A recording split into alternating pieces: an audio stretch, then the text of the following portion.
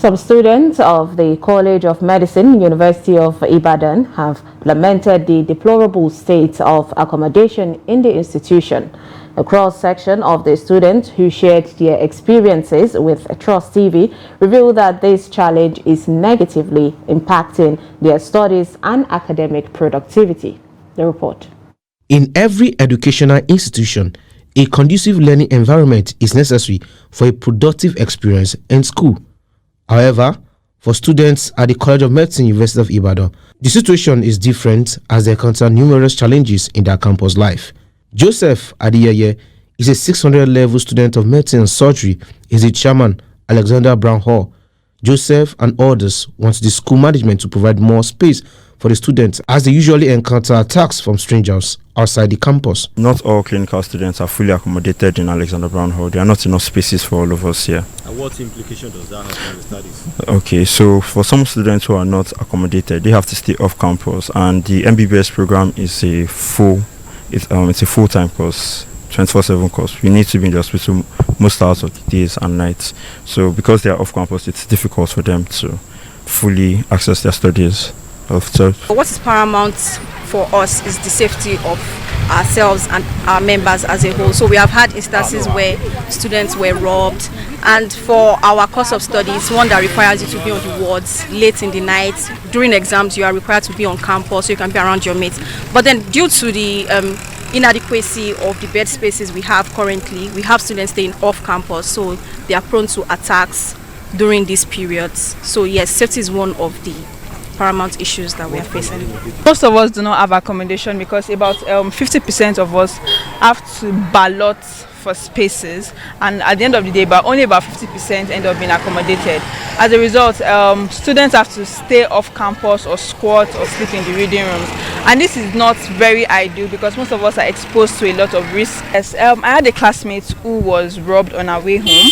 I also had another classmate who had a gunshot, and another who was assaulted by these unknown armed robbers. Tinubu, a dental student, emphasizes the need for renewable energy in the hostels, citing frequent blackouts that hinder their ability to study for exams. Recently, one of us was attacked by unknown armed men, and he was macheted in the left eye, and this was really a very horrific experience for him.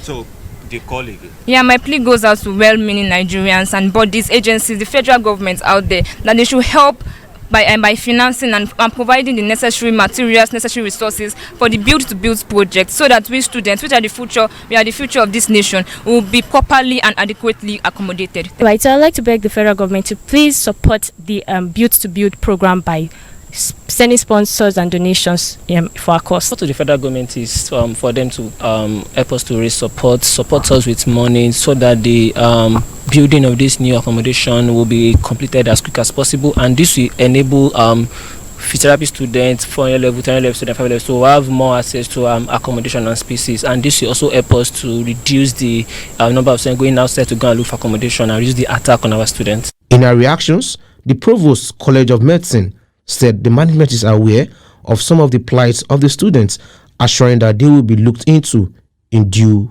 course. When I came back, we assessed the situation. We discovered about more than, over, like, let's say, approximately 50% of them were not able to get accommodation here in UCH. And many of our students were living off campus in places like Yemetu and other areas.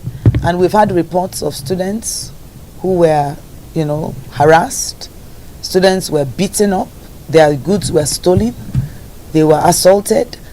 And that in itself is a problem when your students are not safe. There was even a case that was so unfortunate. I think they went to raid a house somewhere in this neighborhood, the police.